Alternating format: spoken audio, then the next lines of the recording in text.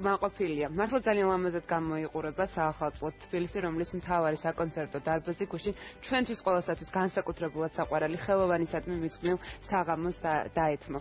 დეტალებზე უკვე ნაცია ბიჭიაშვილი ისაუბრებს.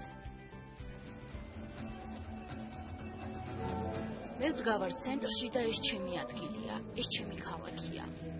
ამ სიტყვების ავტორი ირაკლი ჩარკვიანია, რომლის შემოქმედებაც მისივე ქალაქის გულში კიდევ ერთხელ გაცოცხლდა. ლეგენდარული მუსიკოსის ოჯახის წევრებმა და ახალგაზრდა მომღერლებმა მეფის უკვდავი მელოდიები ფილარმონიის სცენაზე საკუთარი ინტერპრეტაციებით კიდევ ერთხელ გააჟღერეს. ირაკლი არის ჩემი ალბათ ყველაზე საყვარელი ქართველი მუსიკოსი, რომელმაც თქვა ისეთი სიტყვა, რომელიც მართლაც ისტორიას დარჩება. დღეს ვასრულებ მის ჩემს ყველაზე საყვარელ სიმღერას სულს მოგცე და მიხარია, რომ დღეს ვიმყოფები თბილისში და ვუერთდები ამ მართლა ისტორიულ კონცერტს. ეს დღე რო არის ბევრად უფრო კარგია და ძალიან ბევრის მომტანია, ოღონდ შეიძლება ეგრევე ვერ მივხვდეთ ის, მაგრამ ეგრეა და ზოგადად ირაკლი უნიკალური ადამიანია და მუსიკოსი და ეს რო გააკეთეს ამ ხალხმა, საყო ლამაზ.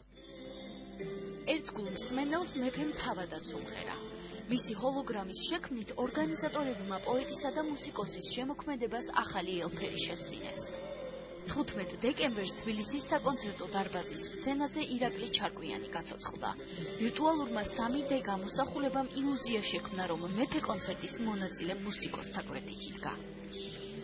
საკმაოდ ხანგრძლივი მუშაობის შედეგად მოხდა და ახლობთ 1 წელია, რაც ჩვენ ამ კომპანია ამ ტექნოლოგიაზე მუშაობს და საბოლოო ჯამში მივახციეთ შედეგს და ეს იქნება საკმაოდ ეფექტური და შთამბეჭდავი სანახაობა.